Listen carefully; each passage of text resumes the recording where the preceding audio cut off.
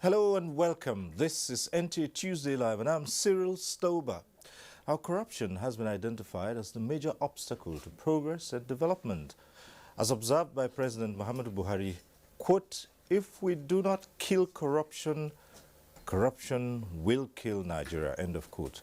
Accordingly, this government has made the fight against corruption and the restoration of integrity in governance a priority. Our government has therefore rolled out several anti-corruption strategies to close existing gaps in the anti-corruption initiatives. Currently in place, analysts believe that the judiciary forms a major part of the wheel by which progress can be achieved to champion the fight for effective results. Now, how true is this? And we might ask the question, how much is the judiciary doing in the anti-corruption drive? And what are the impediments to effective results? These are some of the issues we'll raise tonight. But first, let's get to see this report by Femi Okewu. From the executive arm of government, the reactions have been unanimous and firm. From Professor Ise Sage, chairman of the Presidential Advisory Committee Against Corruption and Office of the Special Assistant to the President on Prosecution, it has been expression of disappointment. So if a judge is tainted by a criminal allegation or is under investigation, then that judge has to step aside until it is completely clear. But the National Judicial Council says the suspension of the judges in the first instance was a sign of the NJC's belief in the fight against corruption, just as the council has, since 2000 when it was inaugurated, dismissed or compulsorily retired judicial officers for gross misconduct or corrupt practices. On whether there was a pending appeal by the federal government at the time of the recall, the NJC says no appeal had been formally entered as at Saturday the 3rd of June when the recall was announced. Sincerely, I must tell you that justice is rooted in confidence. And confidence is brought about by people trusting the system. The recent events, many times I wish it never happened. The judiciary is one of the last bastions of stability for this country. Corrupt as some segments of the judiciary may be, it does not give room or permit the throwing of the baby with the bathwater. There are those disputes which, if are not taken daily by the justice judiciary, will bring this country into chaos and anarchy.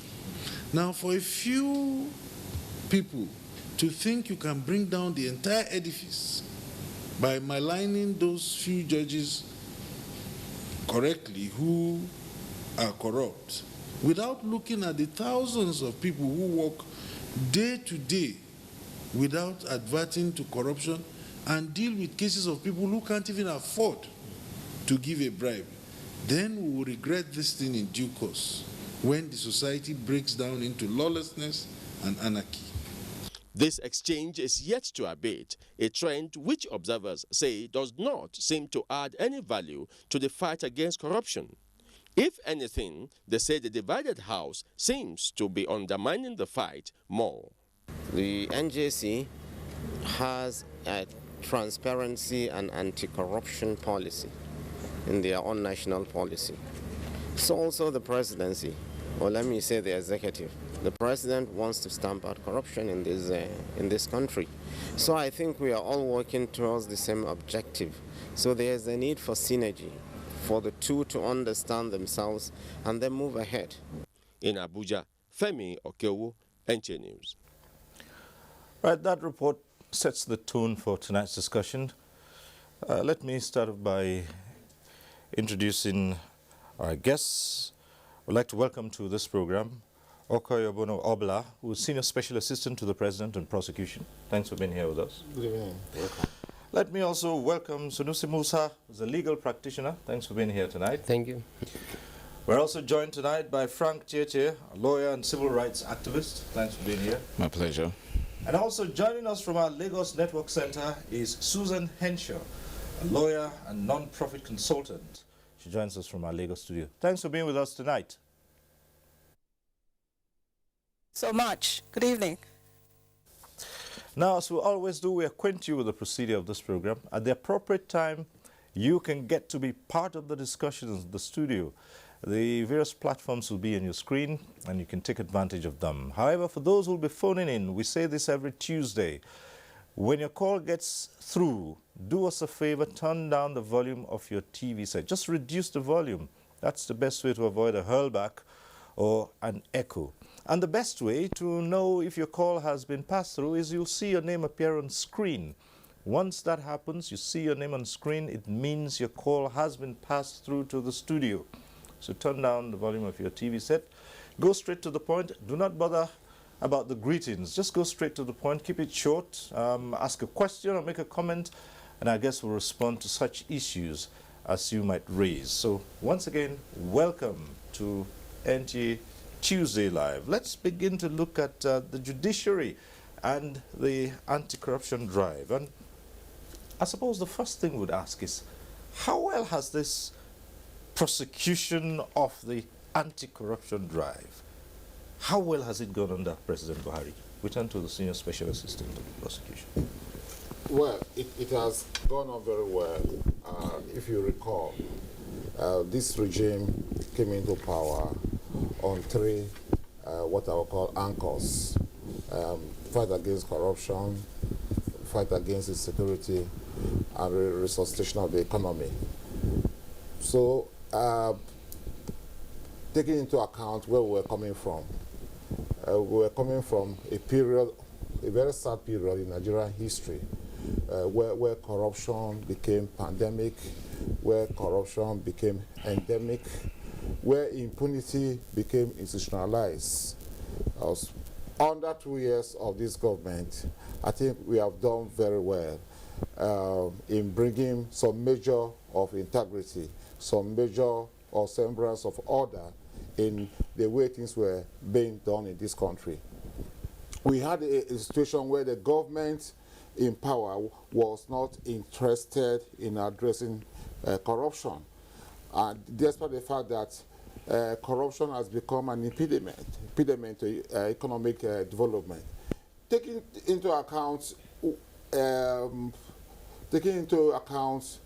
the fact that this country about 60 years ago had so much potential, and comparing this country today with countries like South Korea, Taiwan, India, Brazil, even South Africa, and then you know that these countries I've mentioned are almost 200 years ahead of Nigeria. So now, since we came into power, what the government has done in the area of the public service, we have seen an effort being made by government to block the loopholes and leakages that we used to have, that through which a lot of money was taken out of the system. I heard the Minister of Finance saying that the salary wage bill in the federal bureaucracy before we came into power was about 160 billion a month, but now it has been reduced to about 120. Even the pension wage bill too. The executive director of the Pension Transition Directorate was saying that the pension bill for the monthly has been also been reduced drastically by 40 billion, and that is a huge amount of money. So, in terms of even having the will to make public servants to be accountable, we have seen a lot of cases have been investigated, and a lot of politically exposed people have been charged to court. It's unprecedented. Even in the judiciary, before now, every Nigerian thought judges were immune. But this government has shown that judges are not above the law, that any judge who cross the line will be, asked to answer some questions. So I think we have done very well. All right, let's come to Sanusi Musa. You've heard his assessment of what the 2 years of this administration has been in terms of that, but there's a perception in the public that a lot of challenges are militating against this fight, and it's hinged on the legal system. Well, what do you say about that? Yes, naturally you'll find challenges, particularly like he said, after a long time in the people doesn't want us to say it, but when you look at the history, I think the long term of the military in the administration of Nigeria has made it has really pulled the nation back in such a way that many things have gone bad because deliberately the military have decided to allow the system to decay. But like he said, I quite agree some success have been made. But I think there is a lot to be done, particularly since today our topic of discussion is the judiciary. On the part of the judiciary, unfortunately, there is this perception, the public perception that the judiciary is corrupt.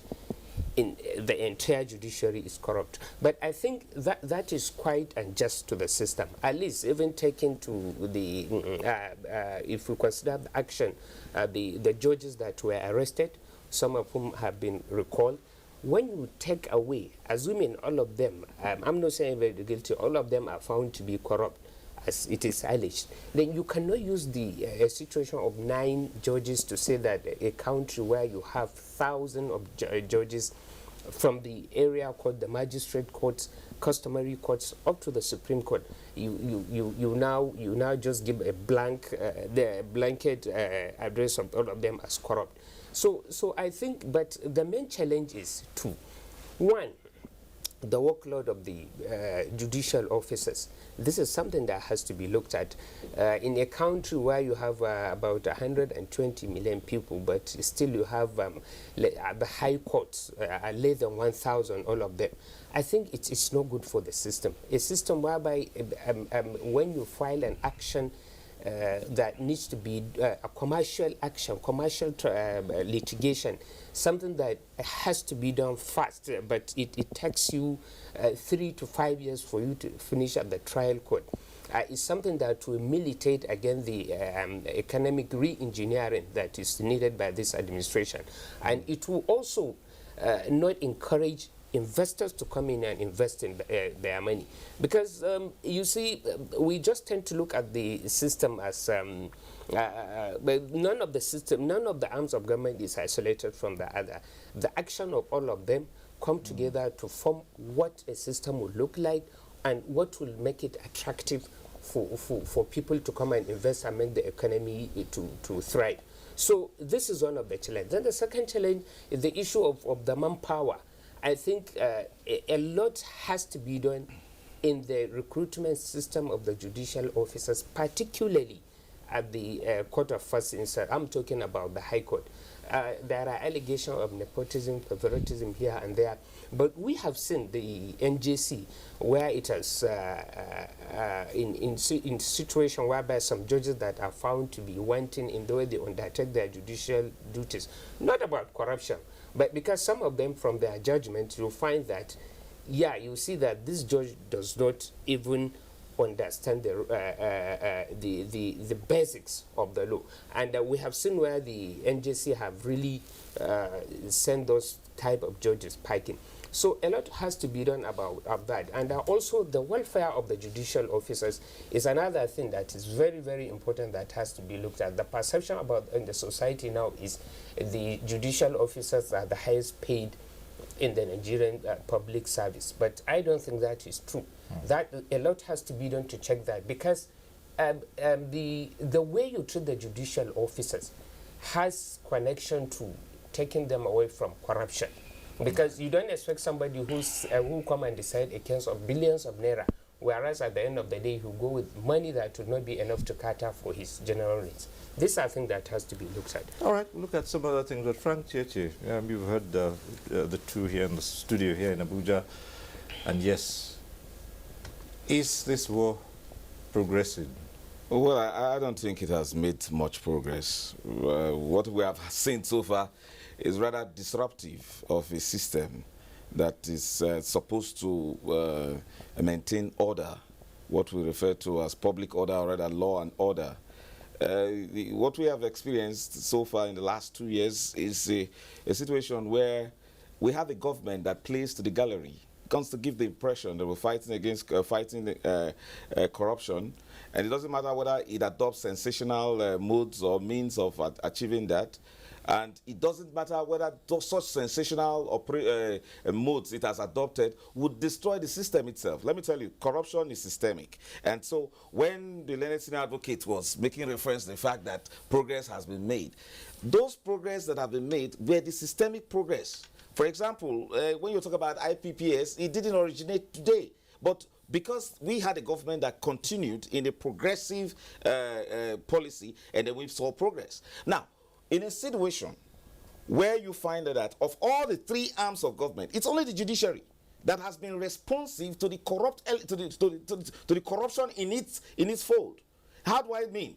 Now, you find that we have had a constitutional body known as the NJC. The NJC has always cleansed the judiciary. Not today. It has not even happened only in this administration. The NJC has done that meticulously, dutifully in previous administrations. Now, look at how disruptive. It has created one form of constitutional disorder when you see administrative agencies like the DSS or EFCC now operating, invading the houses of judges when there is a constitutional body like the NJC, all in the name to give the impression that there is fight against corruption, whereas that's not the point. The point is this.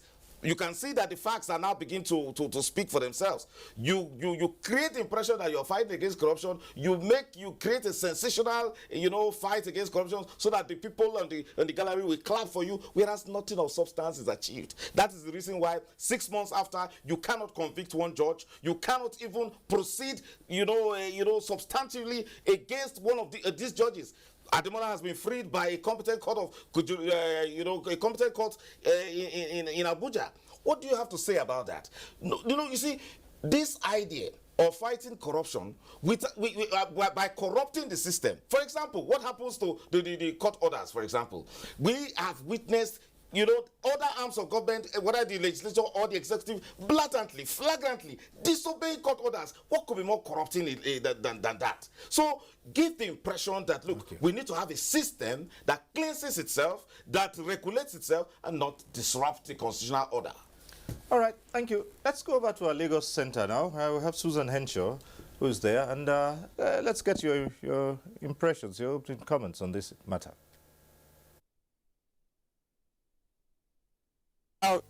Just listening to the last comment, I want to say really very emphatically that there are two things. Now, this war against corruption, the problem we seem to be having, at least at this instant, is with the prosecuting of corruption. Now, sadly, that is one of the hugest deals when it comes to corruption, being able to punish corruption. But let's back up a little bit, because in order to have a very clear picture, we have to understand that this prosecution of corruption is just one aspect of it. Now, has progress been made in other aspects of it? Absolutely, undeniably. Now we've had, not to go too much on a long thing, but let me just summarize, just to give people a clear picture of where we're coming from. Now, where we're coming from, like the last speaker made reference to how all these things have been set up prior, and in other words, they're just running the course. But let's be really honest and realistic about where we're coming from. The preceding 6 years have been a colossal disaster as far as corruption, fighting corruption. There has been things half-heartedly set in place, like the TSA, and it's one thing to set things in place, and it's another thing for those things to run. And did they run at all? Absolutely not. Where this government has come in from, in my estimation, is that it has come and picked up a train that rolled off the tracks, and it has set it back on. And it's good for us to recognize that, because the tendency to dismiss all the hard work that has been done in the past 2 years is in itself, a setback. So let me just say that, not to go too much off track, but let me really recount that. I recall that the former president, Jonathan, told us that he was fighting corruption by technology. Safe to assume that technology was probably setting up the BVN to avoid fraud in the bank and all that, and also the TSA. But having said that, and pardon me for being sarcastic on national TV, but that was probably the most colossal, the most disastrous performance of technology I've ever known in the 21st century. So let's get that clear. Now we have the TSA running properly. We have revenue coming in from the MDAs going exactly where they're supposed to go. As a matter of fact, I think these are probably 2015 statistics, or let's say maybe 2016, I'm not sure. But we've had at least 7 trillion naira go into the TSA now, into the federal coffers. And these were monies that were going into 1 million bank accounts for unidentifiable persons. I recall that one university had 122 accounts. NNPC, as of when this president came in, could not even identify its own accounts. They were so numerous. You could have been lost there in the trail of, I don't know. But long story short, let's recognize the progress that has been made, and let's understand that, in a process like this, in a society where corruption is so endemic, it's a process. I don't even want to go yet into the matter of understanding that our culture needs to change. So it's there's a lot to do. It's not just a one-story thing or a one-track thing to think that, yeah, we'll just wave this one and then everything's going to go clean. There's things the government's also doing, which, off the top of my head, notice that they've set up the, I think it's called the National Anti-Corruption Strategy, which one of the things that people kept on saying, well, it seemed a little chopped, here and there, fighting corruption, very episodic and that kind of thing. But the government has put in place now, I was reading a roadmap, before I came to the studio, and it just made me understand that, all right, now, whatever has been done in the past, moving forward 2017, I think that runs for until 2020, that there's, it's business. It's going to be business moving forward. And then one more thing I want to say is that don't expect that this whole fight is going to be a really static thing. People better recognize that things have to change as the situation on ground changes. Things have to change, like before, where we had banks in cahoots with politicians and the MDAs and that kind of thing, and money's being funneled here and there. Maybe that loophole has, at least to a great extent, been plugged, sort of. But then we have to understand that things can shift. We might start having corruption problems with procurement, for example. So we have to understand that it's a dance, and we have to recognize the little progress we make as we go forward. Well, 2 issues here. One, what's your response to allegations that there has been mostly prosecution by media in the fight against corruption? That's on one hand. And secondly, of course, as you well know, there's raging controversy surrounding the recall of some judges who are facing these charges. Let's put that into perspective right now, because the government also has come up to say that there are certainly enough grounds for those judicial officers not to be recalled. Yes.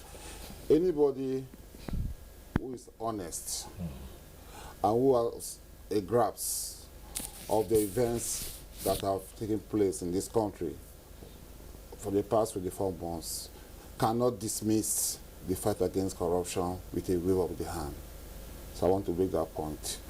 The second point, in the traditional societies, in my village, the way crime was fought if you are a thief, or if you are caught stealing a goat, that goat will be hung on your neck, and the villagers will parade you around the village or around the town to put you into shame, and you become stigmatized. Your family will become stigmatized. If you want to marry a lady from a family of a man who was caught stealing a goat, your parents will say, don't go to that family. So what is this issue about media trial? Media trial. The media must report events. The media must, encourage a freedom of expression and information. So if the media reports, a matter under investigation by EFCC, for instance, if somebody was caught with $9 million US, is that not a story that should be reported? Does that tantamount to media trial? Do you expect the media to keep quiet? Do you expect the media not to inform Nigerians that somebody was caught with $9 million US? For goodness sake, what are you doing with $900 million? A judge was arrested with $500,000 US in the South. A judge, not a businessman, not an industrialist, and you are now saying, oh, Nigerians should not be informed. That would amount to infringing on the right of Nigerians to freedom of information, freedom of thought and expression. So there is nothing like media trial. It's just a political gimmickry by those who are in support of corruption, who do not want change to take place in this country. The vice president is a professor of law, an eminent one for that matter, a senior advocate of Nigeria. They are heading dismissing this concept of media trial, of this concept of what some people call sensationalization of the fight against corruption. Why won't the arrest of judges with whose sons of foreign currency make news? Or a public servant who was working in NNPC? Why would it? Even in America, in UK, in South Africa, it will make news. Then the judges, you are talking about the judges that have been recalled. I am disappointed, and it is outrageous, it is scandalous, because a judge must be as clean as steel. A judge must be above suspicion. A judge must be like Caesar's wife, above board. So in a situation where a judge will allow himself to be arrested by law enforcement agencies, questioned, charged to court, then that judge has lost his credibility, that judge has lost his character, that judge should leave the bench quietly. Because apart from even the technicalities of the law, oh, he has not been found guilty, he has been cleared. What about the code of conduct for judicial officers? That the code of conduct says a judge should not go out. You shouldn't drink, caught drinking, you shouldn't womanize, you shouldn't keep bad company, you shouldn't attend parties. So talk less of a judge putting himself in a situation where he will be arrested. So the recall of the judges is unfortunate. Even if they were not taken to court within 8 months, as some people have been saying, there is no time limit as to investigation of criminal cases, also as to criminal prosecution.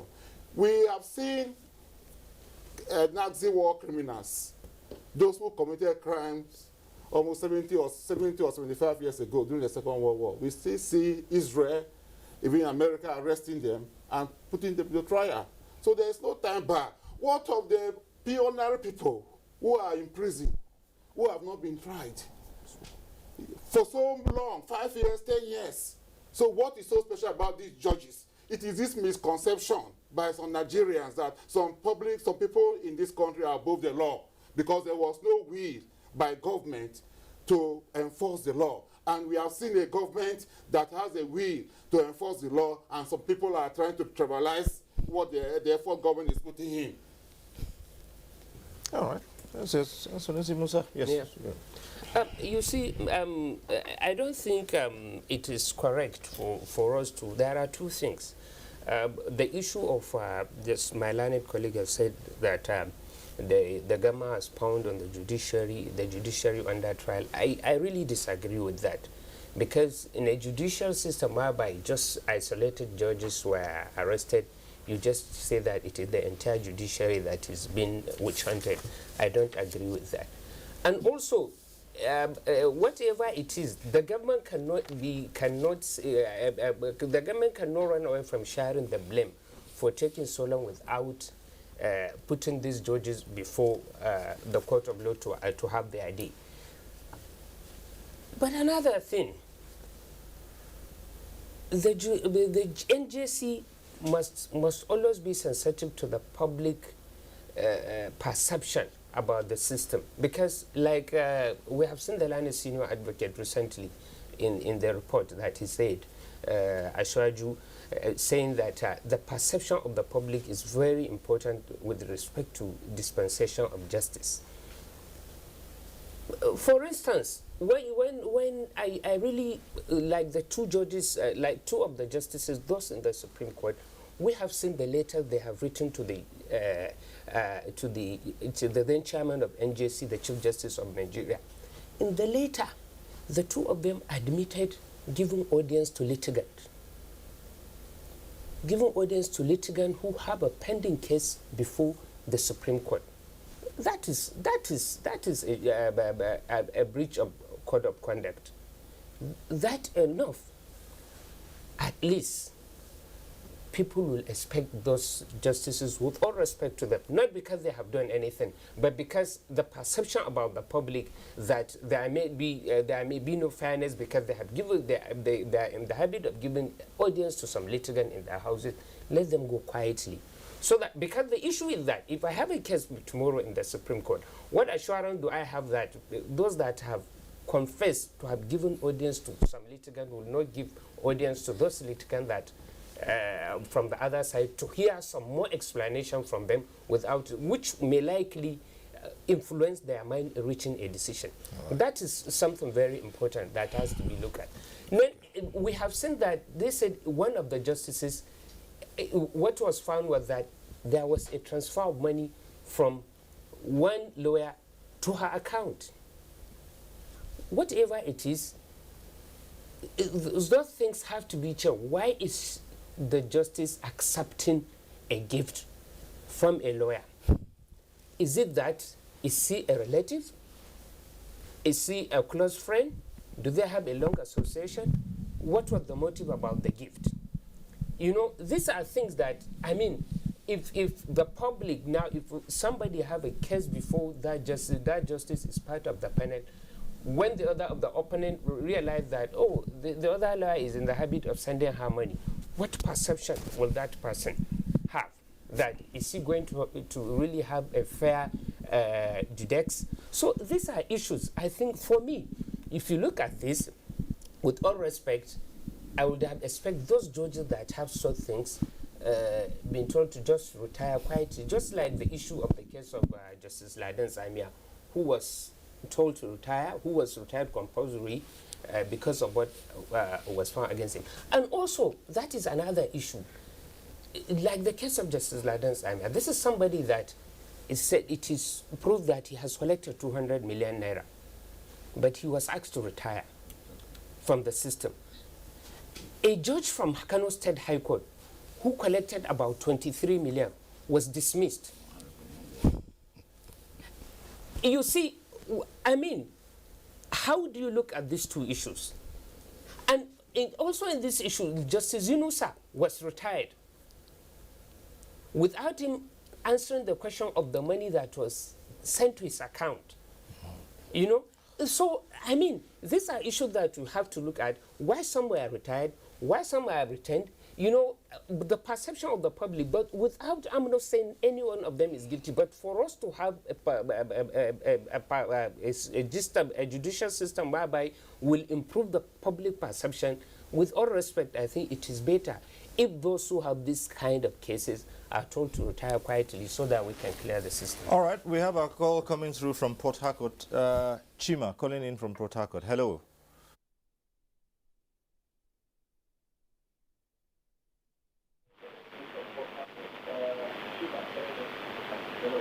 Hello, good evening. Hello, good evening.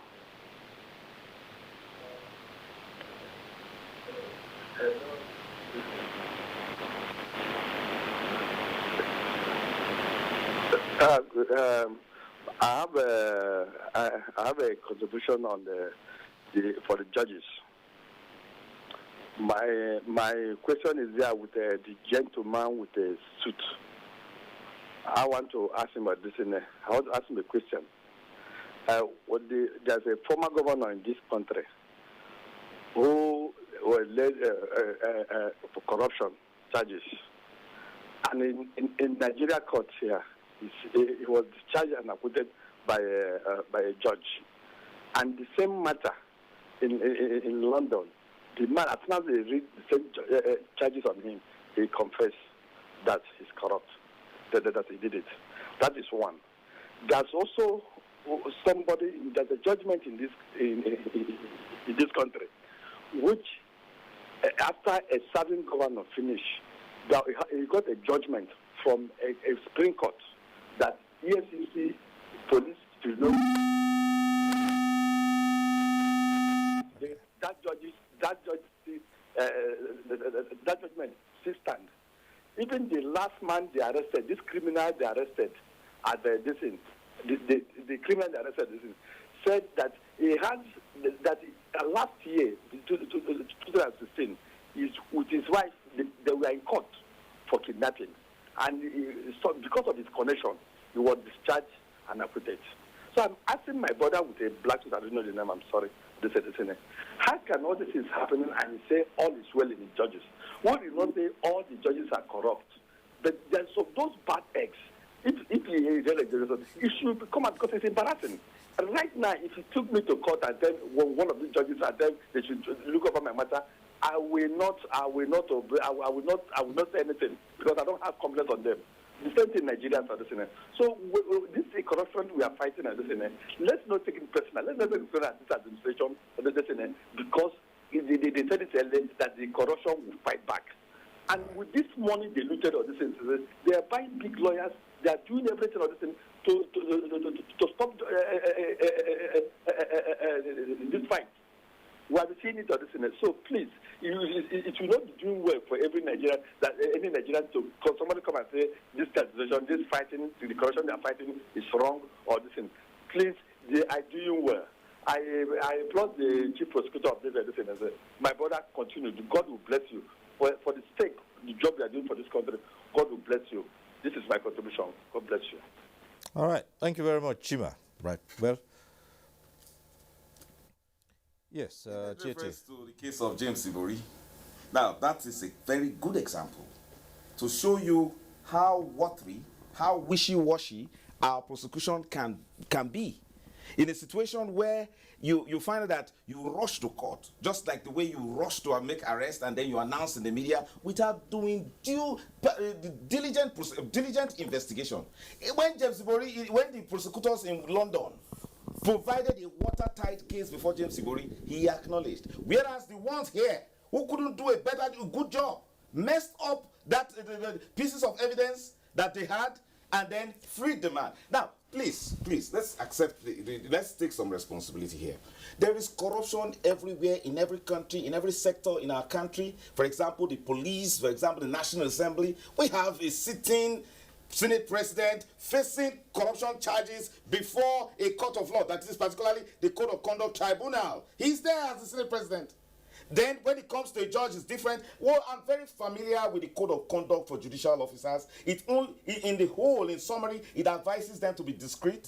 Now, the senior advocate cannot deny. Oh, sorry, I've been assumed. Okay, they cannot deny the presumption of innocence in our jurisprudence. There is a reason for that. Now, take a look at the NJC, for example. And I say this. When will you find the Federal Executive Council set up a committee to investigate one minister who has been, where there is an allegation of corruption against him? I wouldn't mention names. Now, where would you find, let's look at the office of the Secretary to the Government of Federation, for example, setting up a committee within itself to look. I would make reference to Sheikh Husani's statement. When you decide to treat certain forms of corruption with insecticide, and then you treat other forms with perfume. Okay. It's simple. What we have here, sir, I must say this. What we have, all of us are against corruption. We've seen the ravages of corruption in our country. But nobody is tolerating it. But you don't have to destroy the system. You don't look. The DSS or the EFCC didn't need to move against those judges the way they did. They were going to disrupt the system. There was an agency. All right. Let me make it. We have just before you come immediately. We have Ibrahim who's calling in from Kaduna. Hello, Ibrahim. Go ahead quickly.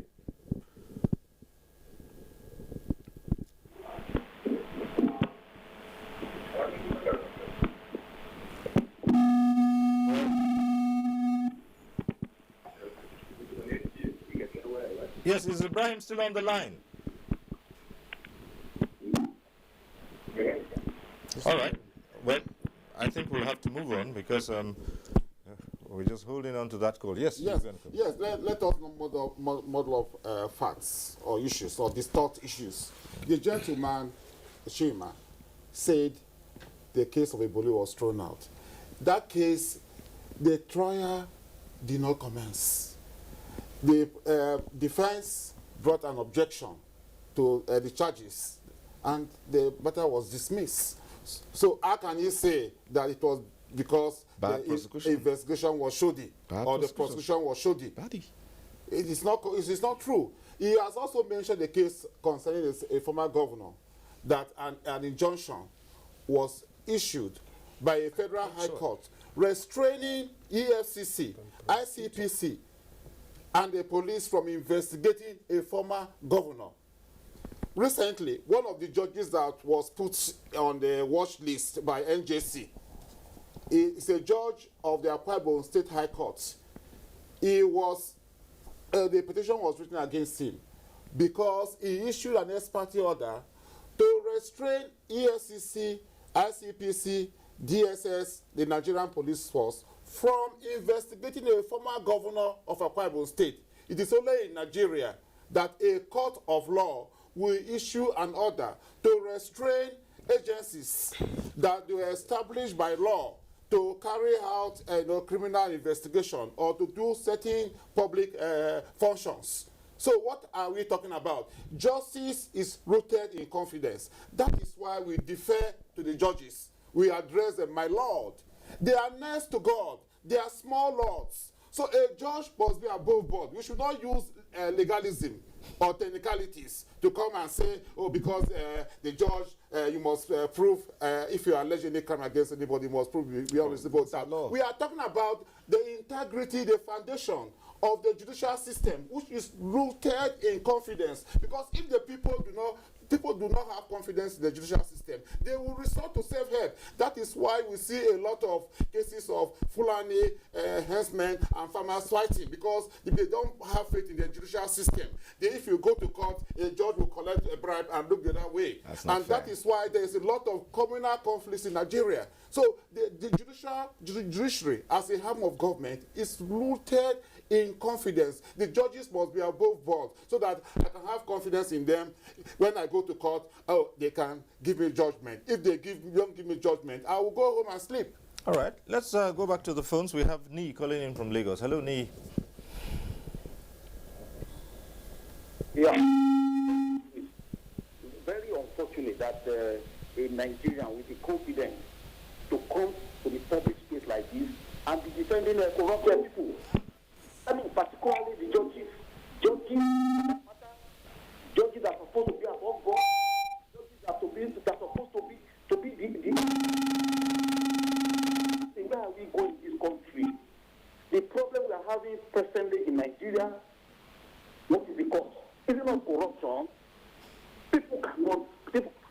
Honestly, I mean, some people, well, of course, when you see them, you know that, I mean, they are feeding fat from whatever, but I can tell you that not many people can afford 2 meals a day simply because of corruption.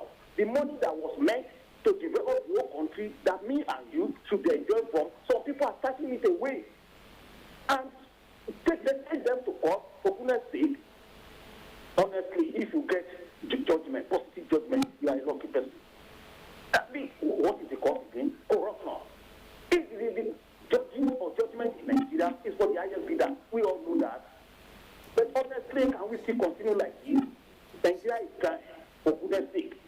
No matter whatever the method being employed by the government to fight corruption, all Nigerians to support it. All Nigerians to support it, except we want to kill all of us. We are dying. We are dying. We are dying because of corruption. Honestly, it's very appalling that some people, so anybody can come to a public television and say, the system or the whatever being employed is wrong. What is wrong in that? If you hit a head on the head, or you cut his head, you are achieving the same objective. Away. Yeah, look, if you don't kill corruption, corruption will kill us. Honestly, very sad, very sad. I wish for Nigeria. Thank you. God bless. All right, thank you, Nii.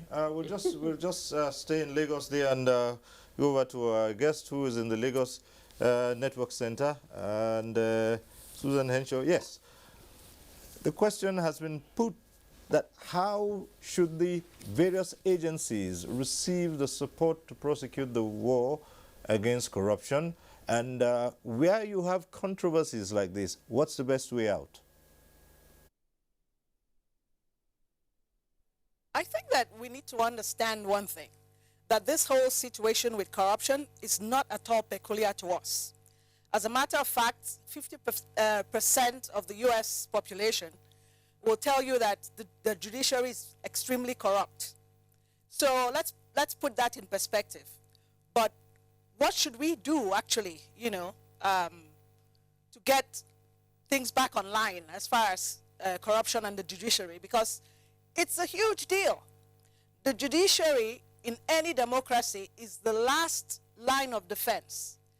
And I think that we should understand that a corrupt judiciary can drag down an entire nation. It can drag down, rip a nation apart from the very foundations, The judiciary is in that peculiar position because it's really where everybody defers to when all else has failed. Even in a military regime, that happened. So I think that once we get a perspective of how important this thing is, the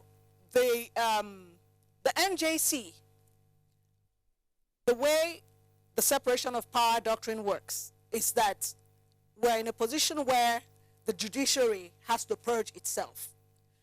It can't be done by the executive. It can't be done by the legislative houses. We're in a position where the NJC has to clean up its house.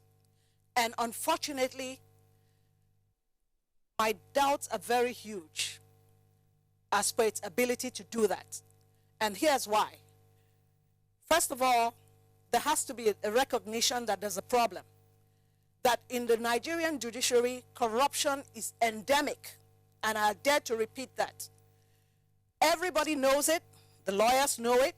The SANs, the judges themselves know it. As a matter of fact, I'll dare say that most people within the system know the corrupt judges. They'll tell you which judges play ball, can play ball. It's that bad. And the sooner we stop, this facade that is being put up that, there's, the judiciary is, why did they go in and barge into houses of these people? Well, here's why. Because when you leave what you're supposed to do and veer into I'm not saying that guilty or innocent, that's not the issue now, but when you veer into the realm of criminality, expect that the long arm of the law is going to come to look for you. Now, when the DSS went into these people's homes, they went in there because they were duly informed that elements of crime, or what should I say now, they would find in those homes things that those people could be prosecuted for.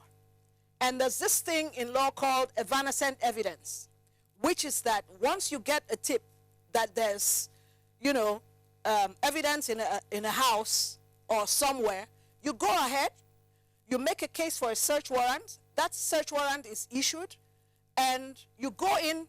The process is very legal.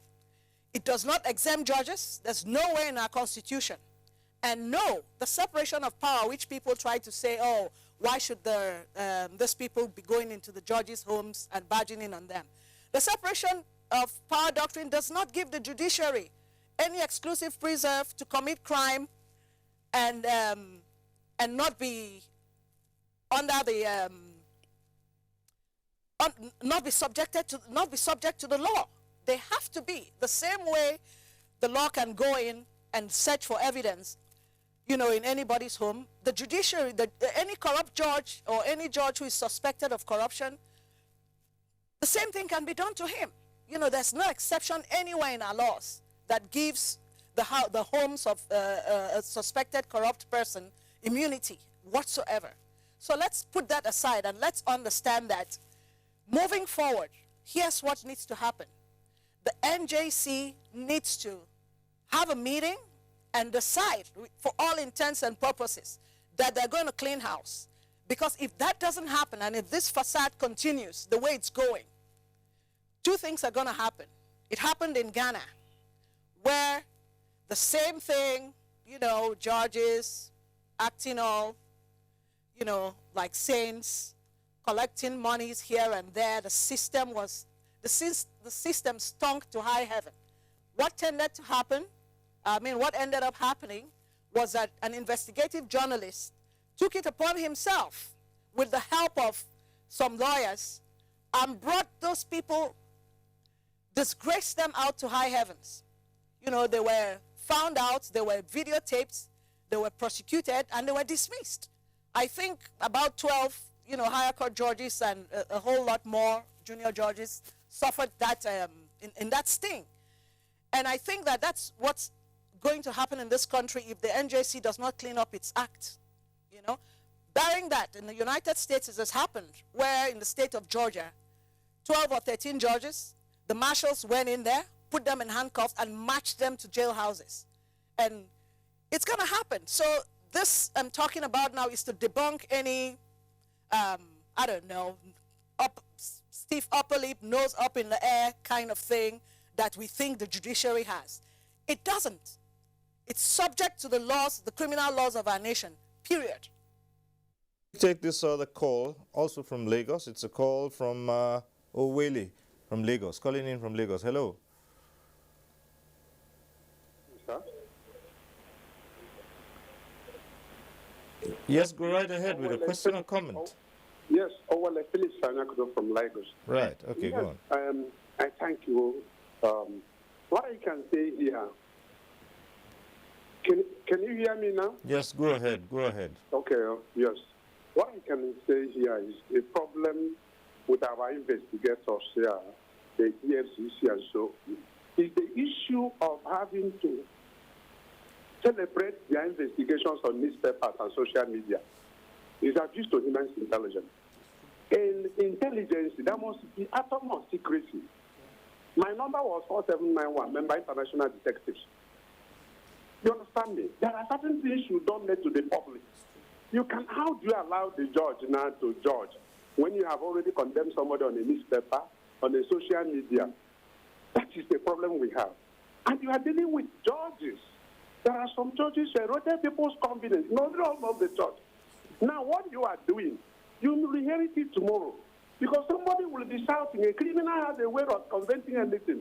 Will be saying he does not trust this judge. That he has been corrupted. That he has been, in fact, he has confined justice. And what will you do? Because all of us saying, because it's not you now. Tomorrow it can be you. It is a very wrong system where you will carry a whole judge and celebrate on a newspaper, on a social media. At the same time, you are coming to court. You would have finished everything on the social media, nail the person on the social media, nail the person on the newspaper, and forget care about coming to the court. What I'm saying in the issue is that in the issue of investigations, that's the problem with what I have with secret police or EFCC. If somebody arrives in your office, you can determine whether it's a police or EFCC. How could somebody be posing in that form? Some people even flag their sitting in a boss. I'm an EFCC member. Is that an investigator? That's not the school I went. So the whole issue is that the way you people go about your investigation makes people believe there is something more than what you're investigating. Please, thank you. All right, thank you very much. Well, we took our cameras to the streets and sought the opinion of Nigerians, ordinary folks on the streets, and let's hear what they had to say about it.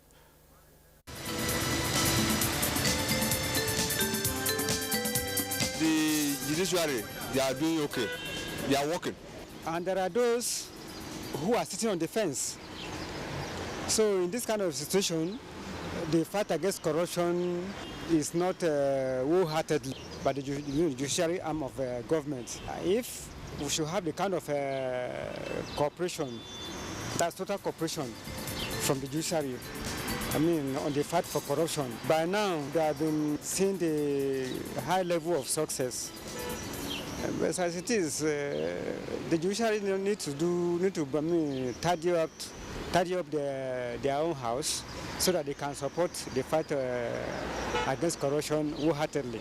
Based on all my understanding, the fight is not that sincere to me. Yeah, so the judiciary are trying, but I did not see any improvement, though I'm not blaming them because the fight itself is not sincere. So anything that is not sincere will definitely not move because the government are dictating what they want from the judiciary. So in that, there will not be any improvement. But it's not the blame of the judiciary though, it's the government. That's all I think, because it's not a sincere fight. For you to get justice, you need to know somebody. You need to know those on top. And if you don't know anybody on top, whatever you are doing, nobody look at you, nobody listen to you.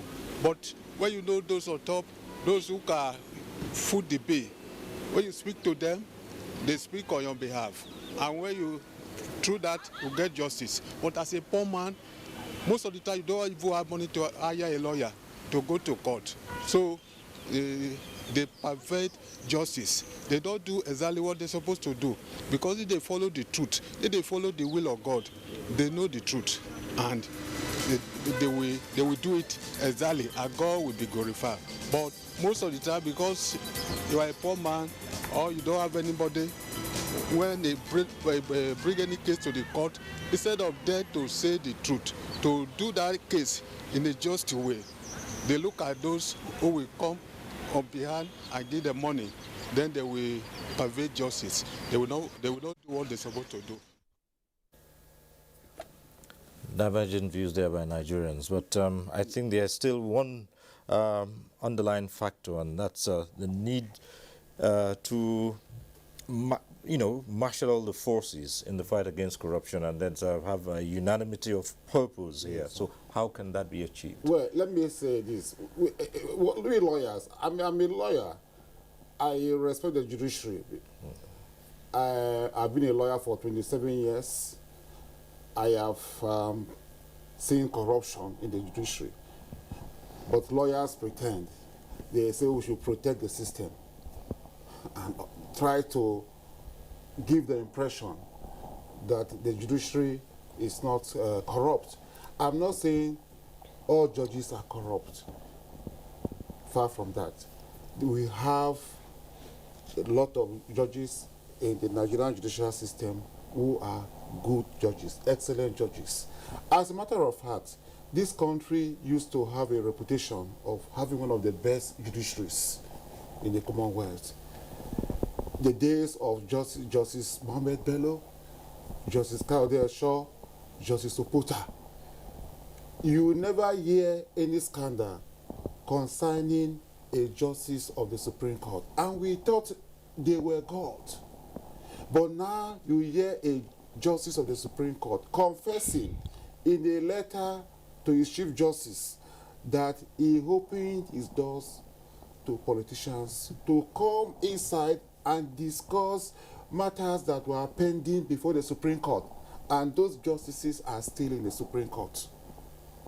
So this fight against corruption is not a fight of President Muhammadu Buhari, as some people want to make us believe, or APC. This fight is the fight for the survival of this country. It's a fight that the lawyers should be in the vanguard, because lawyers are social engineers. Let me give you an instance. In America, during the Depression, President Roosevelt came into power, and his whole campaign was anchored on what he calls the New Deal. And the New Deal was largely, predicated on the rule of law.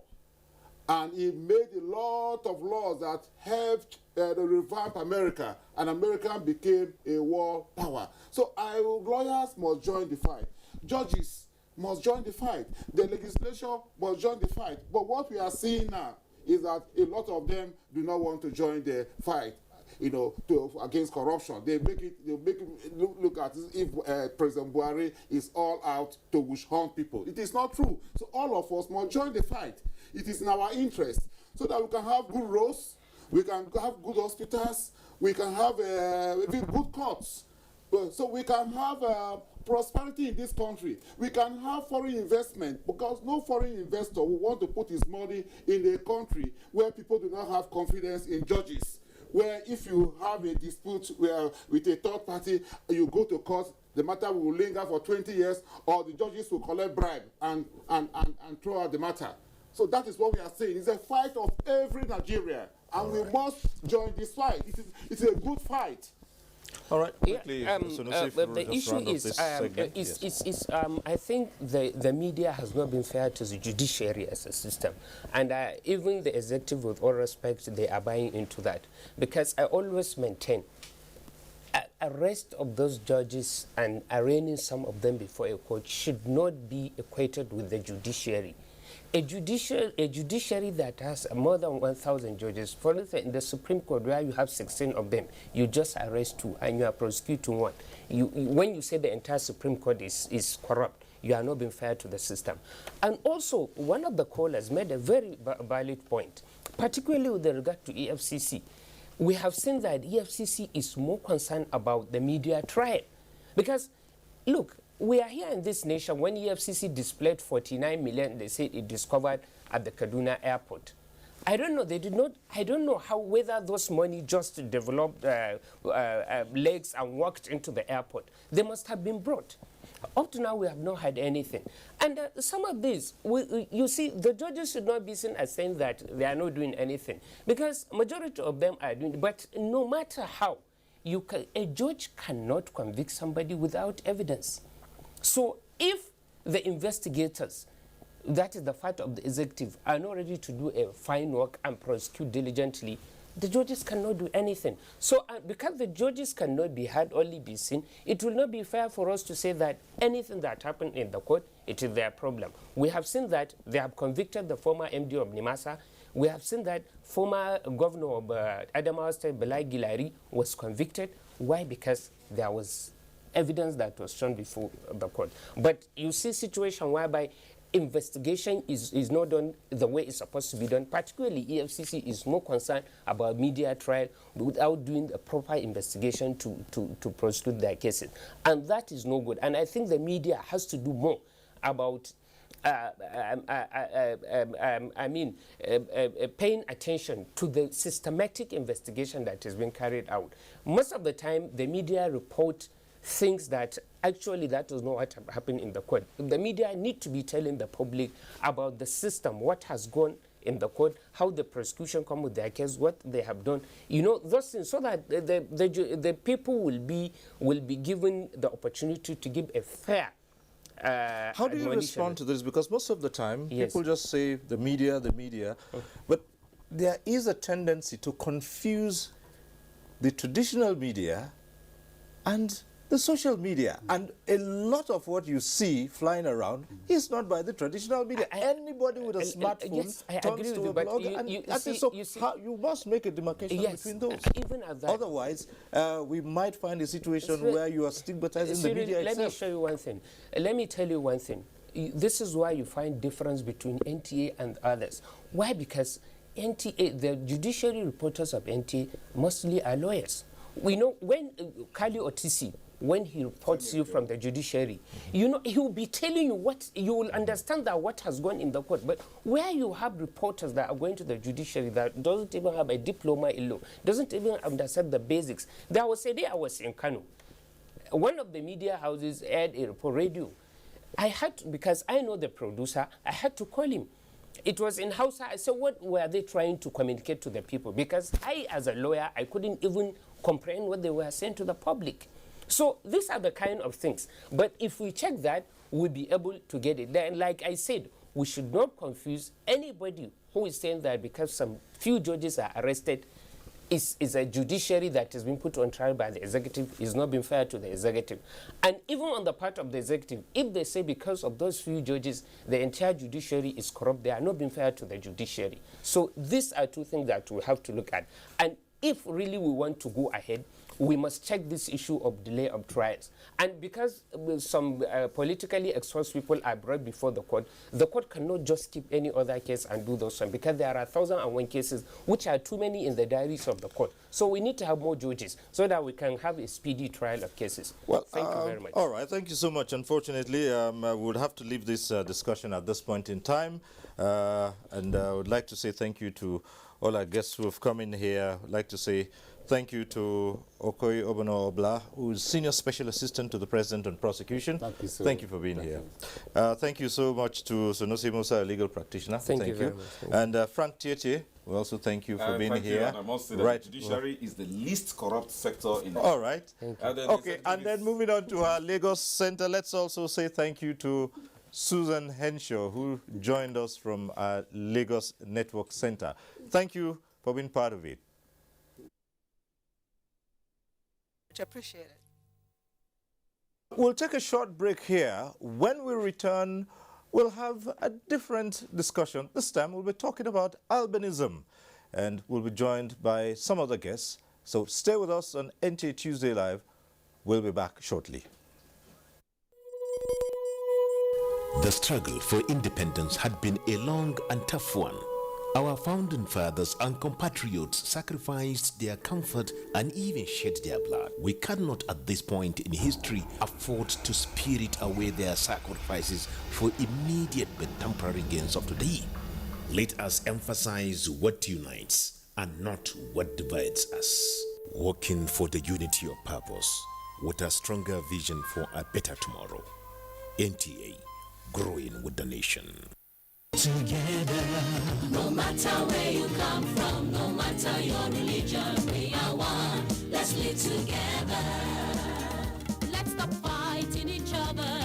Let us live as one. It doesn't matter where you come from, your tribe or religion, man, woman or child. It doesn't matter who you are. Put Nigeria first. No matter where you come from, no matter your religion, we are one. Let's live together.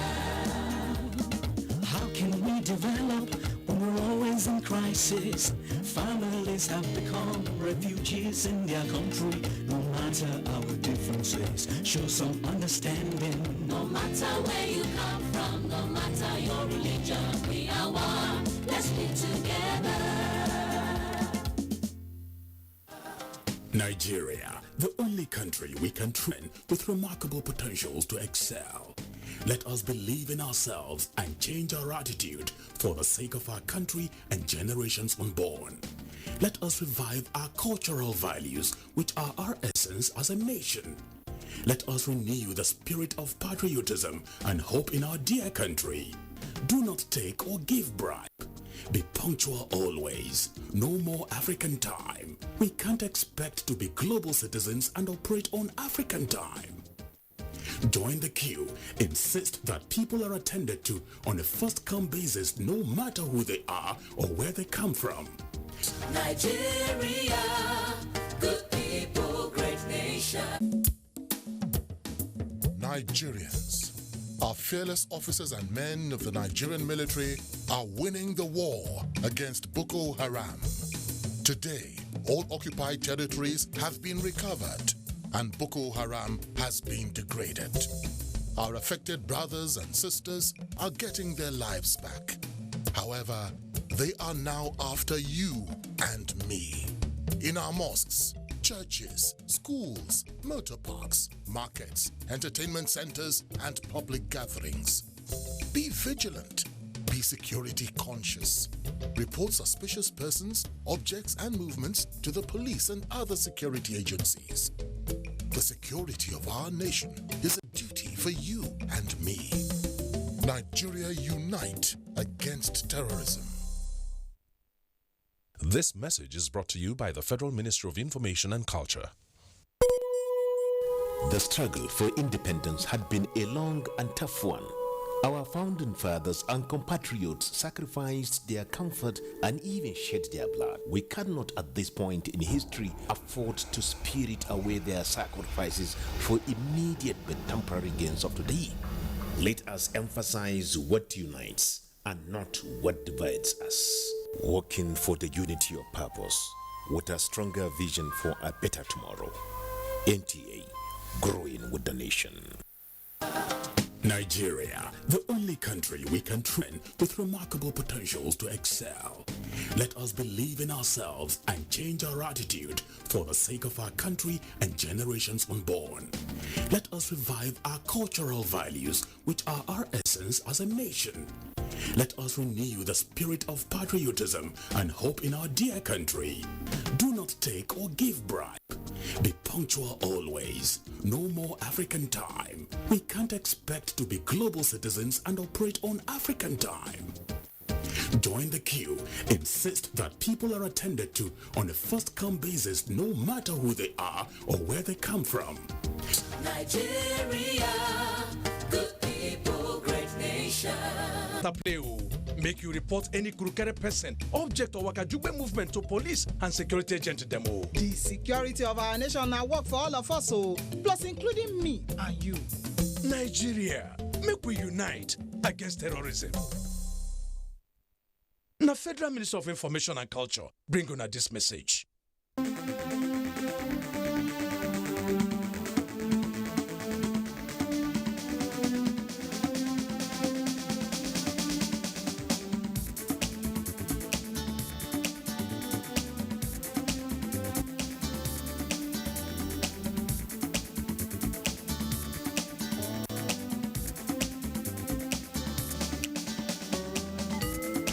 NTA Tuesday Live, a network issue-oriented innovation talk show. Thanks for staying with us. We go on now to our second topic of the program. Since 2015, the 13th of June has been observed as International Albinism Awareness Day. It's declared by the United Nations General Assembly to tackle challenges faced by these groups of persons for overall growth and social inclusion in all spheres of life. Now, there are reports of discrimination and strong human rights abuses against persons living with albinism worldwide. And this, experts say, affects their social well-being, advancement and security. Now, in places like Tanzania, the government had taken major steps to fight discrimination and the killing of albinos.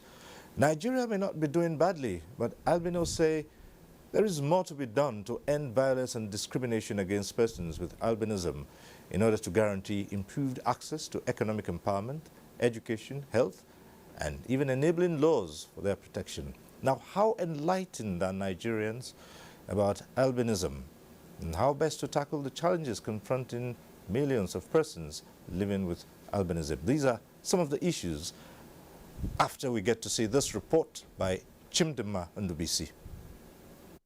Contrary to the myth that albinism is as a result of curse, it's been clinically proven that albinism is a congenital disorder characterized by the complete or partial absence of pigmentation in the skin, hair and eyes. There are two types of albinism. Ocular and oculocutaneous. Ocular meaning eye involvement alone, oculocutaneous meaning the eyes and the skin. Statistically, 5 out of every 100,000 people in the United States and Europe are living with albinism, while in other parts of the world, 20 out of every 100,000 people are living with albinism. Nigeria has one of the high prevalence rates, with over 2 million people living with the condition, 40% of them children. These vulnerable people face death threats from headhunters who target them for ritual purposes in some countries.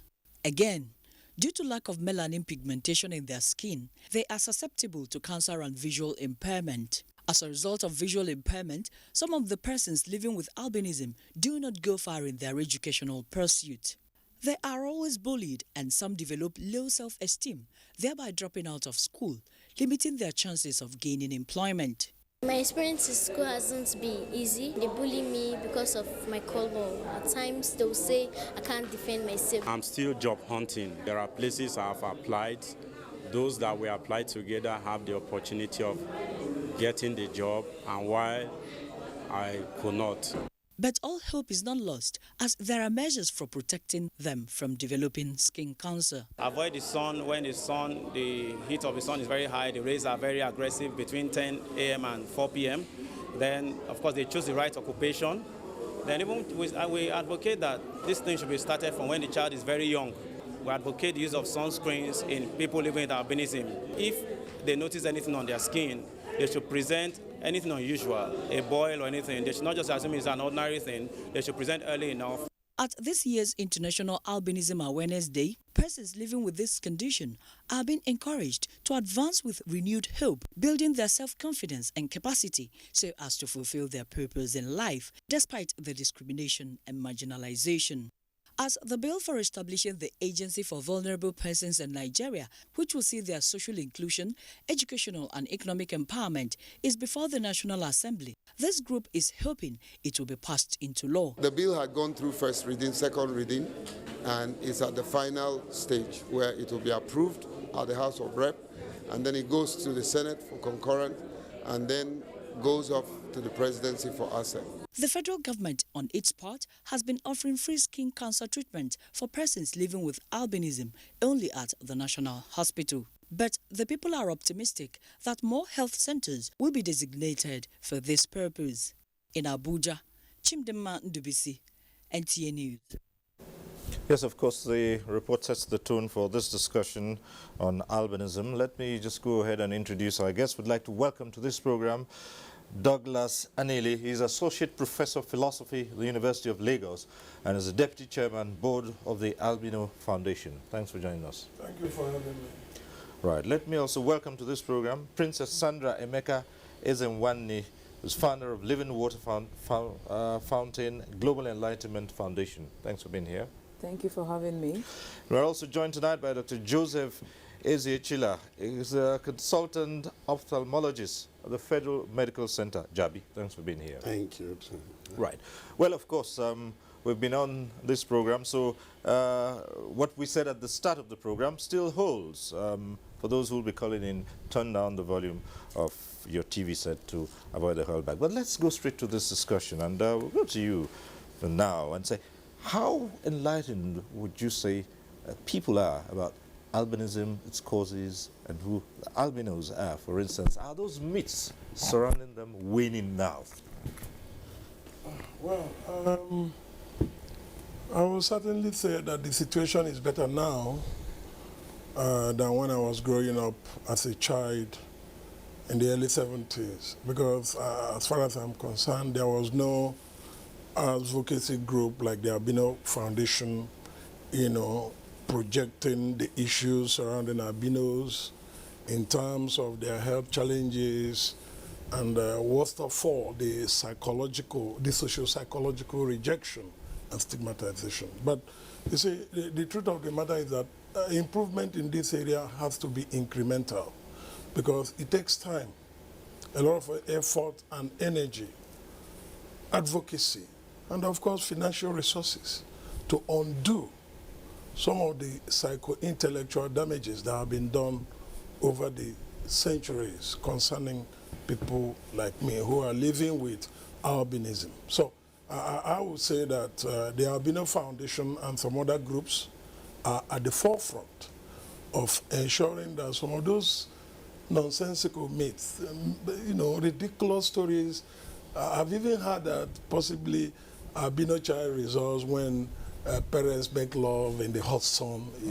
It's so insane what even educated people believe about albinism. So to answer your question straight and pointedly, I can say that there is some marginal improvement in the level of enlightenment, simply because not that people have stopped what I may call their cruelty based on ignorance about what albinism entails, but because there are advocacy groups and there are individuals, spending time, resources, and effort to project the essence of albinism to the general public. But I'm happy that Nigeria has not degenerated to the level whereby somebody thinks that cutting off my head and using it for money rituals might give him, instead of naira, I'll give him dollars or euros. Nigeria, that's one case where Nigeria is better than many other African countries, because I've read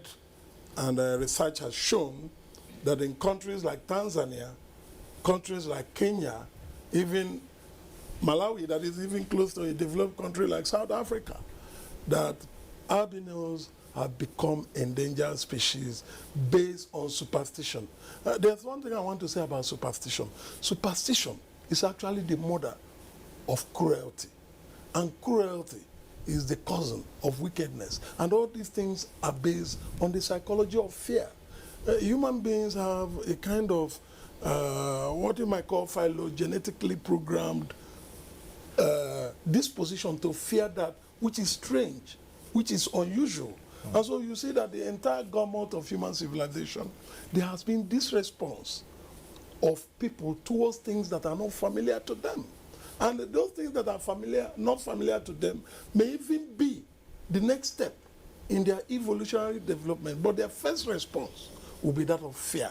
So I'm hoping that the gradual improvement in advocacy, in changing people's perception, because if I tell you what I've gone through, no matter how good you are in advocacy for albinos, if you don't live it, you don't know what it is. I know, and I can assure you that thanks to the work of some advocacy groups, some individuals who understand, indeed, that these are people who are as talented as every other human being, and all they need is to be understood and accepted as fellow human beings for them to excel. Of course, there are limitations to what they can do simply because of the visual. Because for me, the skin problem can easily be taken care of if you start right from childhood. It is the ocular problem, and as I keep emphasizing, worst of all, the psychosocial rejection and stigma that are, that depress the average albino. So I believe that NTA too, some of these other media houses are also partners in progress in this honorable duty. All right, thank you. Well, talking about advocacy, you think that not many groups are putting in their best as to bring down the level of stigmatization and, help change perceptions about albinos? Yeah, not many groups. Like what my NGO is actually doing presently, we are a voice for the people living with albinism. We try as much as possible to enlighten the society, make them understand. Like I am a mother of a child living with albinism. I have 5 children, and the last one is an albino. So that's where the passion came from. And when I noticed the challenges that they are having, I decided to, come out and say, give my own bit. So with my own bit, with the knowledge I have, and the knowledge I've been able to acquire by asking questions, reading up books, and talking to doctors, I'm trying to impact it to the mothers that have children that are living with albinism, and also enlighten the society that these people need acceptance. They need our love, because they need to develop their self-love. Very important. If they don't have that self-love, whatever they see or whatever the society throws back at them affects them psychologically. Let me ask you this. I'm having a child who's living with albinism. Do you also face some form of stigmatization and say, oh, she has an albino for a child? Oh, of course, yes. Like I said yesterday in the program that I had on the radio yesterday, I said the stigma starts with the mother. Yes. The moment you come out with a baby that is living with albinism, people are like, oh. I think you've done something. Yeah, like, and you know, you get this awkward question. Oh, I thought your husband is an Igbo man. How come you have a white baby? Oh, I'm thinking we should run a DNA test here. What's happening? You know, questions, like, and you're like, excuse me, this is an albino child. I mean, I can have an albino child with my husband. It's possible. I don't need to like do any other thing outside for me to have him. You know, so, and when you walk on the street, people turn and look at you and like, like you're carrying something that is... Well, Dr. Ezechila, of course, he's talked about limitations and challenges, health challenges, and these are, you know, some of the biggest challenges that people living with albinism face. What's your perspective of this? Yeah, like you said, the ocular part, most times people talk only on the skin. You know, they just talk because of the basal cell carcinoma and the squamous cell carcinoma, you know, they just make that big. But like you said, that could easily be taken care of. But they don't think about the ocular. And it's actually oculocutaneous, which has two types. The tyrosine negative, we don't produce any, they don't have any synthesis of melanin, and the tyrosine positive. And then you have the ocular albinism. So those are just the two types. But you sort of see people talking only about the skin, but the eye challenge, most of them, like the self-esteem, you are in the class, they have what we call fovea hypoplasia. It's not pigmented like every other person. And then looking at the eyes, you see it's just looking differently, and then the ocular challenges comes in. No, I can see where this is coming from. It's quite easy to look at someone and say, okay, you can tell from their skin. Yeah. But sometimes people tend to think, what is the link between what has led to the skin being the way it is and the eyes? That's the first thing most people don't really understand, and that's why they don't talk about the eyes. But when you look at the eyes, you could see that the colors of their eyes are quite different because of the melanin, the pigmentation. So that affect the hair for the oculocutaneous, the skin also affect the eyes.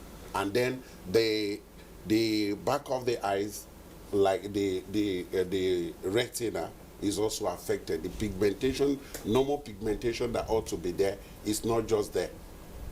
And then the disturbance from the light. And not only that, most have what we call nystagmus, the movement or rapid movement of the eye, either horizontal or the pendular. And that also, some will have squint.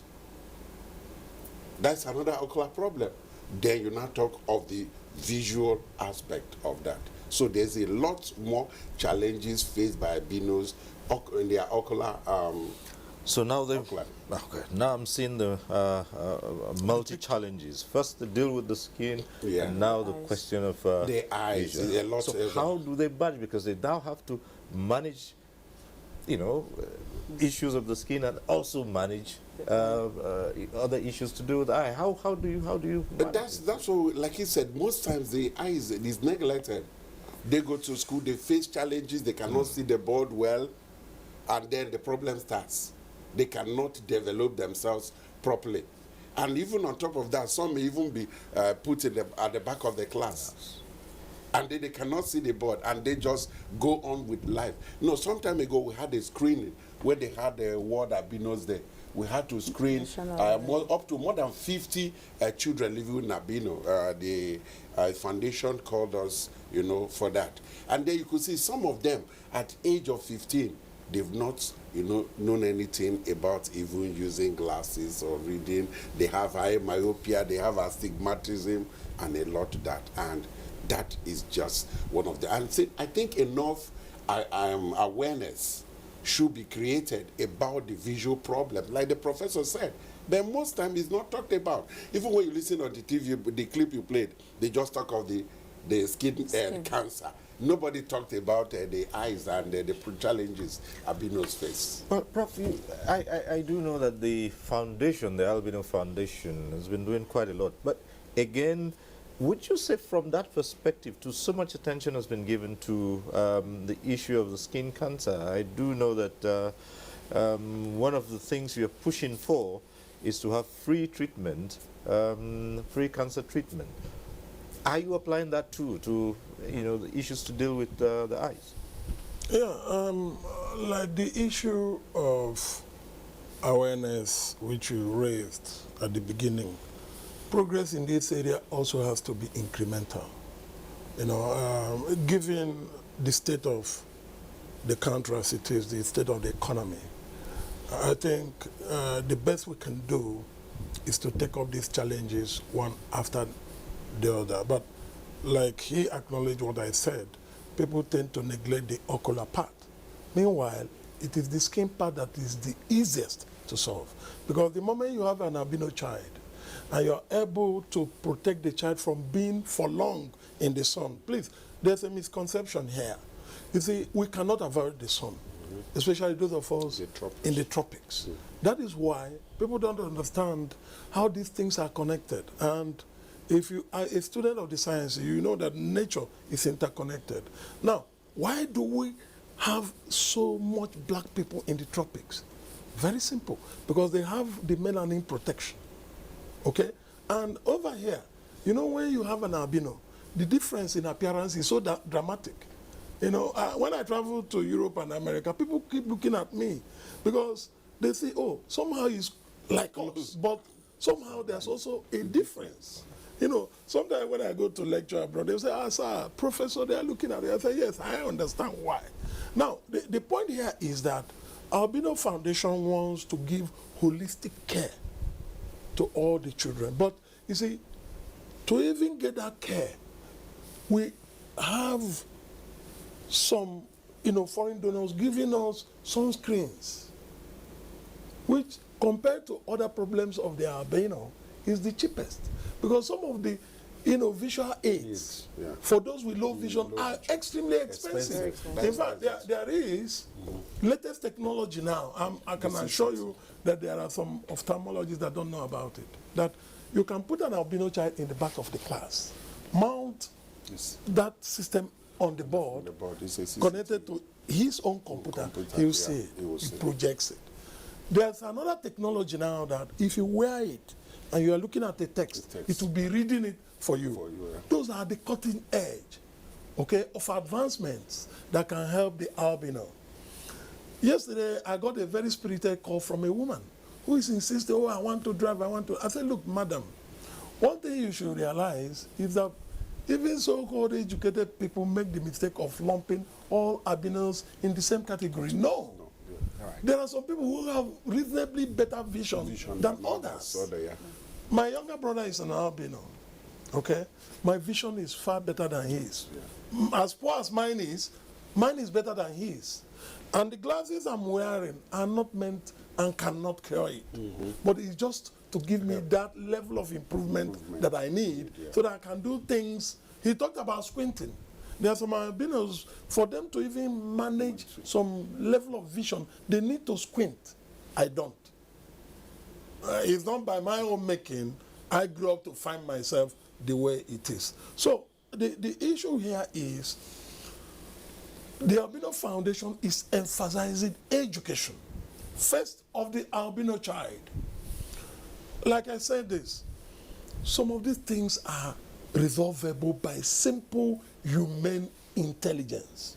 If you are a teacher and you have an albino child, you can approach the parents and say, madam or sir, I can prepare my lesson notes, especially for your child, and hand it over to him or her.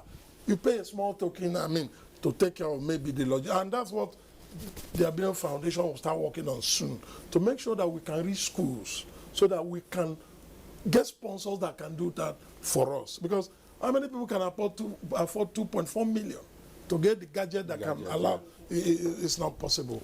Another thing is, instead of, you see, I went through a lot as an albino child. Sometimes I even wonder how I managed to have the decent skin that I have. Because all the kinds of play, I can be inside a big tire, I'll be rolled in the sun, I'll be driving a Borex, what we call Borex in those days, in the sun. I'll trek almost 6 kilometers to school in the sun. There is no play my colleagues with normal skin color did that I didn't partake in.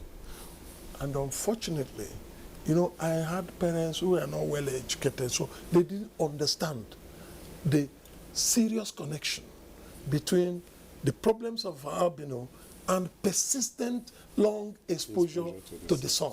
It's not the exposure to the sun that is the problem. That's a misconception. It's persistent exposure over time that spoils the albino child's skin and then carries over to the adult. But when we talk about the ocular problem and the dermatological problem, as far as I'm concerned, as a person living with albinism, those are even minute compared to the psychosocial problems of the albino, the rejection.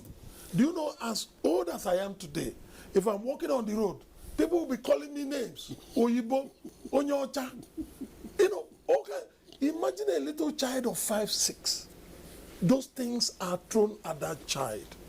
And then you have a teacher in the classroom who is an ignoramus concerning the basic needs of the albino child. So you can see that all these things weigh down on the albino child to the extent that the child begins to lose an authentic sense of the self. And the moment you lose that, it's gone. Because you must have self-esteem first before you can affirm your humanity, before others can recognize it. So it is a very big problem, and that is why some of us who have managed, some people say, oh sir, you have succeeded, you are a professor. I say, no, for me it's a continuing struggle. Because even as it is today, I can guarantee you that the moment I enter in some places, some people have already categorized me as possibly intellectually inferior until they engage with me. They begin now to understand, thank goodness that that is the case, that albinism has nothing to do with intellectual capacity. Because if it did, it would have been a lost cause. So the Albino Foundation, and I'm sure the kind of organization my sister is running, I think they are our junior sister, you know, I mean, in terms of the organization. We are doing enough, we are trying our best to make sure, like I keep emphasizing, the mental process of the average albino child. Because by the time your colleagues in school are bullying you, your ignorant teacher pulls you in front of the classroom, you cannot read what is on the board, you begin to wonder what is all this. Then you get home, sometimes your parents will be quarreling over albino. A woman told me today that she had 3 children, the last one is an albino. The ignorant, wicked husband drove her away from me. I said, but what about the other 2? Couldn't he have been more humane based on the 2? Didn't he even know that if you are to assign causative agent to albinism, both of you share it 50-50. Sure. Because he has the allele of albinism. Yeah. You are the 2 more, because they are recessive genes. Until the 2 partners have it. When I was about to marry, my wife was trying to, you know, tell me her fears. I said, look, my friend, if your fear is having an albino, let me remind you, if you have an albino child like me, you should go and do Thanksgiving. Yeah, that you have a child that can stand on his own, that can take on challenges. Let me, sir, before you move to the next person, let me tell you one of the greatest advantages of albinism, if properly directed, is to give you the mental stamina to handle the problems life throws at you. Sometimes people wonder, where is your confidence? And say, look, what I went through as a kid in school, I didn't use glasses for the first 6 years of my primary education. Nobody knew my intellectual ability until when I was in secondary school. My parents, it's not that they couldn't buy me glasses then, they didn't understand. Yeah. Okay, the difference, that little improvement inside can make. And then, of course, in secondary school, you don't write notes on the board, people copy. You buy your Stone and Cousin, you buy your Necon, Holderness and Lambert, and all that. So I can get these books. Of course, my father, he wasn't well educated, but he took education seriously. So I bring the long list, he buys all the books, I read them. Throughout my secondary school, I took the first position. Just because my sight had marginal improvement. So that is why I am emphasizing education for parents, for children, making sure that the little they need is provided for them. It's not rocket science, as people say. All right, so He's talking mostly about the psychosocial problems and coping with those challenges. There's also the issue of children living with albinism being denied the access, sometimes not appreciating their potential because people don't understand what's going on there. How do you begin to surmount these challenges? Well, like we've been saying before now, information. When you have a child that is living with albinism, you need to like try as much as possible to know how and what I can do to see that can actually give help to this child. Because once you're not informed, you can't be able to give what you don't have. So like for myself, I will speak as a mother in this case. Yes. I actually had to start doing research. There's something we call you loving this child first. It's only when you love this child that you say, okay, what can I do to help this child? They have some psychosocial problems. They have the educational problems. They have the visual impairment problems. You can only sit down to analyze all these things when you realize that I need to do something. I need to do my own part for this child to like excel in whatever he's doing. Now with the information you have, you now tend to understand that, okay, if this child goes to school, what are his challenges in school? You talk to the class teacher. He's living with albinism. There's an extent he can visualize from wherever he's sitting. He needs to be in the front seat. Okay, now, even in the front seat, some of them still have problem. Like my own son now, he's using glasses, but he doesn't sit just in front of the class. He has a board. Yeah. Yes, I was able to talk to the teachers. They got a board for him. So when they copy, they write for him. He copies from the board. That's his personal board. Now, that one handle. I had to take him to the hospital when he was 2 to have his first eye check, which I advocate now that mothers should do that. Catching them young is very important. This project, Catching Them Young, we actually did it on National Albino Day. That's what the doctor is talking about, where we had over 60 children coming for eye check. Because when you talk to the mothers, they are having these challenges. This is what you have to do. The money issue comes up. Prof mentioned it. Finance. It's not easy to take care of them because when you're battling to feed a child and next thing they're telling you need to do something extra for this child. So we had to do that. So for my son, I make sure he goes for his eye check basically every 6 months to make sure that whatever glasses he's using still suits him. Then I keep talking to him as a mother. I make him understand that you need to love yourself, you're very special, and nobody treats you less than who you are. He walks with his shoulders high. This is the part I have to play as a mother for him to build his self-confidence. And so whenever he goes out, wherever he finds himself, he sees himself as a superhero. People look at him, oh, you're so cute, you're so this, you're so that. But I always say it, and I keep saying it to mothers, every child born with albinism is very cute. Right. Yes. How frequently should these eye checks take place? And they're saying, well, it's not a cure, but it's a question of management. Is it that the condition would degenerate as they grow older, or what? For those of them that have the, like the oculocutaneous and then the fovea hypoplasia, like you said, not that you can cure that because there's nothing anybody can do about it.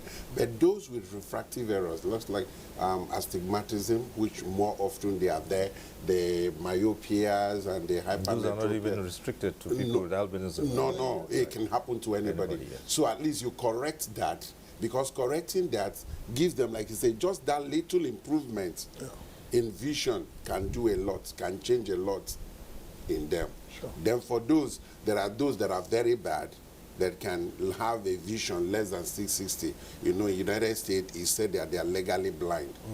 Those that you can talk of, before going to those things, he's talking high stuff, those you can help with low vision aids. So when they come, like she mentioned once that the doctor in California told her that the best gift you give to your child is taking him to see an ophthalmologist by the age of 2 years. That's the best birthday gift you will do. But because of people not informed is a big problem. She is informed. That's why she could do that. And then, like every 6 months, yearly, bring him, we'll put him up to speed. And I know, like, he would have changed his glasses maybe more than 10 times, because as a 2-year-old, he throws them off. And sometimes when he comes to the sun, because his own is photochromic, he say, here's my glass. That's the only way he remembers, because he has problem with illumination. So what would you suggest in terms of care for them? To put something in our healthcare system as to address the challenges that are peculiar to people with albinism, and that's keeping in mind the cost, which you've all talked about. Yeah, if that could come, like maybe imputing that into the health insurance, and then making sure that those with albinism could be seen, just like we have the maternal and child health, sometimes is made free, so that they can easily access this, because the social class is a problem. Getting, like you said, getting the glasses, maybe, you know, with a high myopia, it may be thick, you need to get an ultratin, which goes into thousands, and that is a problem. And so, if you know, if they can advocate and then allow the government put this in our health system and then make it free for these ones living albino, because they are special, that will go a long way solving their problems. That is why the bill you talked about in your intro is very pertinent. In fact, I think on Thursday we'll have a meeting with the Senate President. You see, one thing I also say, because her son is lucky. It's not just information too. She has the financial muscles to get those things done. I keep insisting that the fundamental thing, those ones are good. The fundamental thing is to let the child imbibe the quality of self-confidence. Yeah. I drive in the day reasonably well. Why? Fine, the glasses I'm wearing has improved my vision a little bit, but I use all that non-visual cues. Yeah. You see, that is the beauty of albinism. It makes you to tap into other dormant faculties that you wouldn't even think of tapping into if you had normal vision. That is why I keep saying that the mind is the laboratory of the albino. Work on it, wonders will start happening. Because if you are used to University of Lagos and ask, who drives the cleanest car on campus? I must be among the first third. People wonder, how do you do it? I laugh. I say, these are things I imbibed as a young man growing up, understanding the peculiarities of my situation.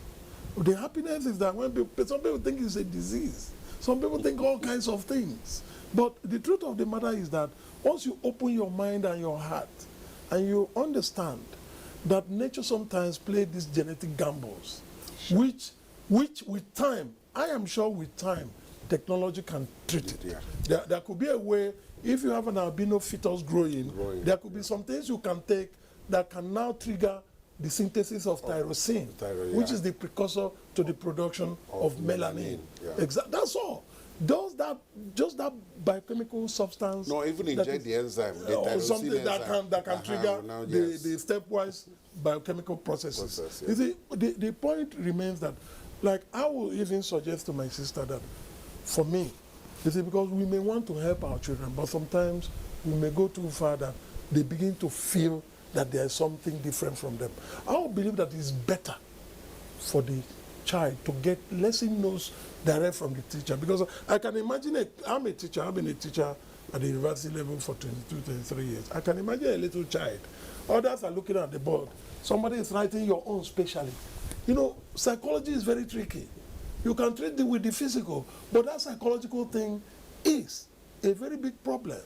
That is why in TAF, we are working out a strategy whereby children that are living with albinos, it must be the duty of the teacher to make their own lesson notes for them.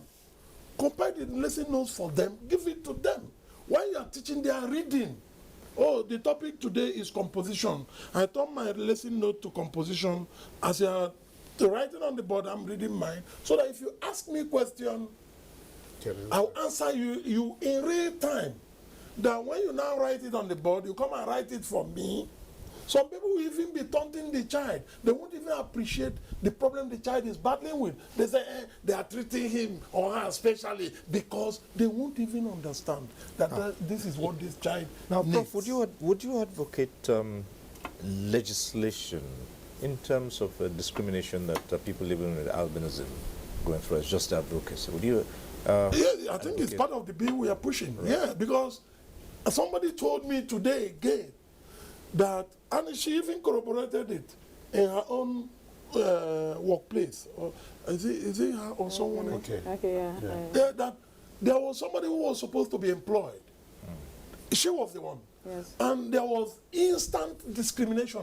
She stood her feet on the ground and said, look, interview this guy. If he's not competent, we throw him out. Don't judge a book by the cover. That is what people keep doing. I can imagine what albino girls are going through. You know, we live in a society where we follow this funny tradition that if you are not married as a woman, something is missing, you are not fulfilled. I think those are some of the traditions that must go out of the window. You see albinos taking a lot of shit from roughnecks just because they want to get married. Okay. Now, I have one today who told me, look, this is what happened to her. She's now living alone with her daughter. Thank goodness she has a job. I say, continue at that job. Look after yourself first. Look after your daughter. Enjoy yourself. Live life. Nobody, I repeat, can show evidence that you need someone else to live a fulfilled life. All right, let's go back to the advocacy and seeing that you mentioned something important, that the knowledge, awareness, and even the resources. But we might be dealing with so many people in the rural settings who have not had the opportunities of being aware and enlightened on these issues. Like your group, how do you carry this advocacy to the rural settings? Yeah, somebody asked that question the other day on air, and we told them it's still through the media houses, one, because I know people in the rural area listen to radios, they have these tiny radios they listen to. So through the media houses, and peradventure our projects might take us there and they will get to hear one or two things from us. But basically it's you and I passing out the message, because I keep telling everybody that it's not about me, it's not about them, it's about all of us. Keep talking. When I talk today, you talk tomorrow. Gradually it gets into everybody's ears. And all right. Sure. Right, quickly before I come to Doc, is it possible that sometimes you even have this kind of either rivalry or discrimination among siblings, where you have a set of children, maybe one is living with albinism, the other isn't? You face yeah, kind of. In fact, I recall when my mom was alive, when I was growing as a young boy, my mom said that one of my uncles, he is late now, made a side comment that I will not amount to anything. Right. Just simply based on my color. You see, that is why I keep emphasizing the mind of the albino. Right. Imagine a young boy being told that someone said that about him. That is enough to even make a weak-minded person suicidal. Perhaps that was the driving force you needed. Yeah. Maybe. All right. Your closing comments, Doc. Yeah. I will advise and advocate that parents or those around those living albinism should help them so that they develop their self-esteem and do very well in school. And when you give them just that little improvement in their vision, you've given them more than $1 million. All right. Well, and it is on that note we'll have to leave this discussion and say a big thank you to our guests who have been here. Douglas Aneli, Associate Professor of Philosophy, University of Lagos, and Deputy Chairman of the Board of the Albino Foundation. Thank you for being here. Right, thank you. Oh, well, thank you very much. On the last note, I just want to remind Nigerians that we are all human, despite the differences in pigmentation. Thank you very much. Thank you.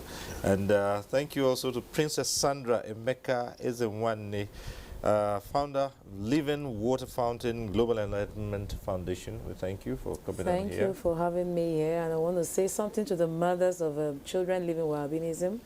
Love your children. Love them because they're blessings. Yes. And to the fathers too. Fathers, please support your wives. Yes, and love your children as well. Yeah. Okay. And Doc, we'd like to thank you, Dr. Joseph Ezechila, consultant ophthalmologist, Federal Medical Center, Jabi. We thank you for being here. Thank you. The eye is a window of the body, to the world, not even to the body. All right. I think I agree with that. Thank you. And thank you to you also for being part of this program.